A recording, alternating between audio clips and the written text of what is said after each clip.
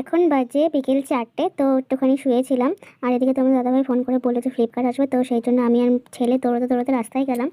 তো গিয়ে দেখছি যে রাস্তায় কেউ নেই। এদিকে ফোন করে বলল যে এসে নাকি দাঁড়িয়ে আছে। তো এই দেখে তো আমার প্রচণ্ড রাগ হয়ে গেছে। এরপর আমি তোমার দাদাকে আবার ফোন করলাম। ফোন করে নিয়ে বললাম যে কই এখনও তো আসেনি। তো তারপরে ফোন করলো, করার পর বললো যাও এক্ষুনি আসবে। তো আমরা রাস্তায় এসে প্রায় 10 মিনিট দাঁড়িয়েছিলাম, কিন্তু তাও আসছিল না। আর আমার ছেলে দেখো মানে দেখছে কখন আসবে না আসবে। তো ফাইনালি চলে এসেছে পার্সেলটা। আমি তো ভাবছিলাম যে আমার জন্য মনে হয় কিছু নিয়েছে, কারণ তোমার দাদাকে আমি ফোন করে জিজ্ঞাসা করলাম যে কী আসবে, কিন্তু ও বলছিল না। তো এখন পার্সেলটা ওপেন করবো। তো দেখো আমি করবো না, তোমার দাদাভাই করবো। আমি বললাম যে তুমিই করো, আমি আর করবো না। আমি ক্যামেরা দিয়ে ভিডিওটা করি, তো ওপেন করছে, দেখি কী আছে। তো কী আর বলবো, পার্সেলটা খোলার পর আমার মানে মনটা এতটাই খারাপ হয়ে গেল, সেটা আর বলার মতো না। দেখছি লাইট নিয়েছে। তো আমাকে বলছে যে না লাইট তোমার জন্য নিয়েছি। আর তখন আমার এই কথাটা শুনে প্রচণ্ড রাগ হচ্ছিলো। আমি ভাবছিলাম হাসবো না কাঁদবো, তো তোমরাই বলো আমি কী করবো।